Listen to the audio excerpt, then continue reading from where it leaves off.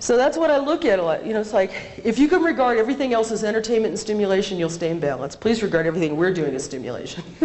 And hopefully I'm being entertaining. How many angels does it take to screw in a light bulb? 2. 1 to screw in the light bulb, 1 to be the light. So, keep telling yourself jokes. Come up with jokes, humor. You know, there's a lot of stuff out there on the planet that bugs the hell out of me. And you should know, rules. I mean, the second you hit rules, I know I've got you upset. That's just the way it is. Bring on the dancing girls, give me a steak and a beer and a cigarette.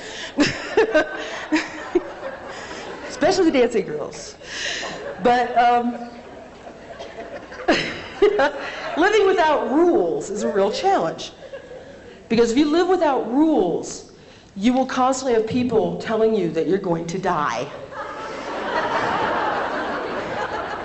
And the reason you will have that is there's a structure of the karma game.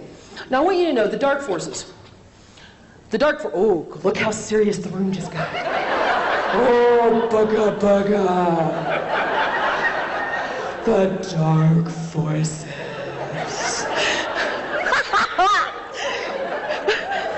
Shit, most of us have been dark forces. Don't worry about it.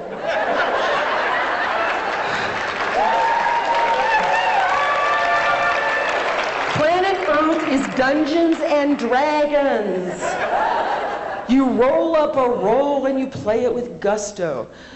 Good, evil, dark, light, in our opinion, only exists in the 3rd and 4th dimensions. They are an illusion and a structure of this game. Once you go 5th dimensional, it's heaven on earth.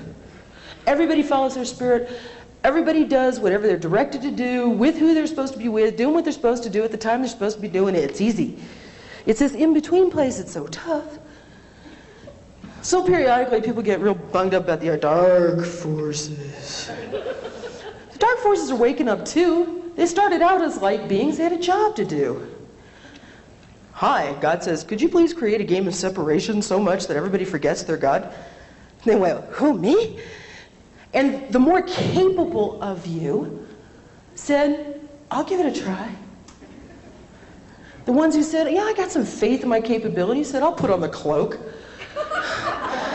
So you sit in the 5th dimension and go, you gonna wear the cloak this time? Nah, I want to carry the light sword. You carried the light sword last time. Yeah, but you wear the cloak so good. Yeah, you're right, I do it good. All right, I'll wear the cloak. It's Dungeons and Dragons. It's the hologram. So anyway, most of the time what the dark forces are doing right now is their main job is to show you where you hold enemy patterning. Their main job is to show you where you say, you are not God. That's their main job. So if the dark forces are on your butt, turn around and go, yeah, you're light, I get it, fine, go away. You want to go to dinner? Have a beer. You know, if you don't have enemy patterning, nothing attacks you. If you're not trying to protect yourself, you got nothing to protect against. The universe rearranges itself to accommodate your pictures of reality. It is the gift of consciousness. And the cool thing that's going down on the planet now is subjective reality is breaking down. And objective reality is breaking down. So you have 2 people who can stand there, one sees a transit bus, and the other sees a Ferrari. And then they can argue about which it was. Well, in one reality it was a transit bus, and the other it was a Ferrari. Then you used to be walking over, it was a Merkaba. The main thing is to follow your spirit. That is really it. Everything else is entertainment. If you can let it be entertainment, the skills and abilities you build are part of it. The stuff, Angelic Outreach's job has been to feed in some pretty strange information into the hologram, to build very practical tools for people to follow their spirit. When I say follow your spirit, people go, great, thanks, Touch. What are you talking about? Building in technologies to allow people to do that. How you can step into the point of mastery in your life. And But we ask that if you learn a technique and you use something an angelic outreach does, or anybody does, don't make it a rule. Make it a tool. When your spirit says use it, use it. If you don't use it, don't worry about it. Sometimes it's there for future reference. But don't make it a rule. Allow following your spirit with each breath and each step to be the joy of your life. Live heaven to the best of your ability. And if anything doesn't look like heaven, boot it out. It's not worth your energy. It's not worth it. There's going to be a lot of stuff to be afraid of.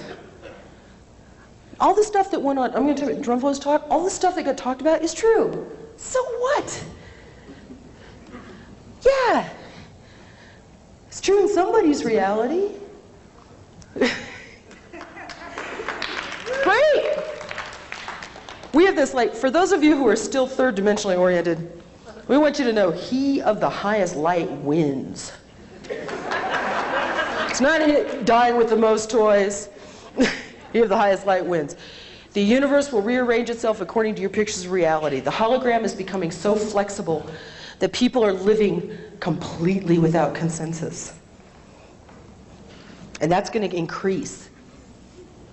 So allow yourself to honor what is real for you and work with it as part of your wholeness.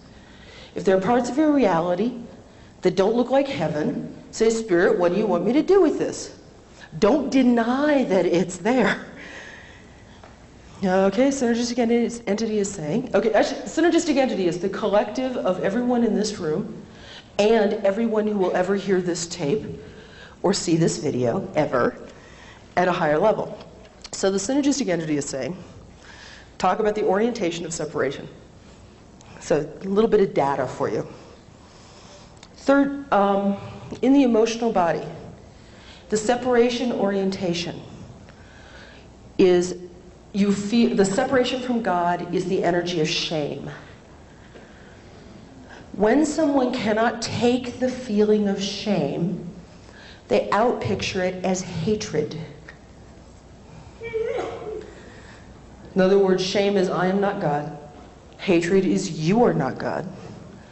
And they get a little spiritual rules under their belt, and they become what's called spiritually significant, which is I'm God and you're not. I'm God, not, and you're not sounds like things like, well, why have you created that? If you were more spiritually evolved, these things wouldn't happen to you. Oh, please. The will axis, or action axis, is guilt in the separation orientation of I have done something cosmically wrong. When you can't take that energy anymore, it'll outpicture as blame. You have done something cosmically wrong. Get a little spirituality or spiritual rules under the belt, becomes spiritual ambition. And that usually looks like, and you got to hear lots of this earlier, if you would just get with my program, we could all live in heaven on earth. It's your fault I'm not happy. How many of you heard that one? Mental body axis is doubt. And I don't mean just like, gee, I don't know. I mean doubt that's paralyzing. That kind of, I know nothing. It outpictures as derision. You know nothing. Then it gets out to its like farthest thing and it becomes something called spiritual authority, which is I know it all and you don't.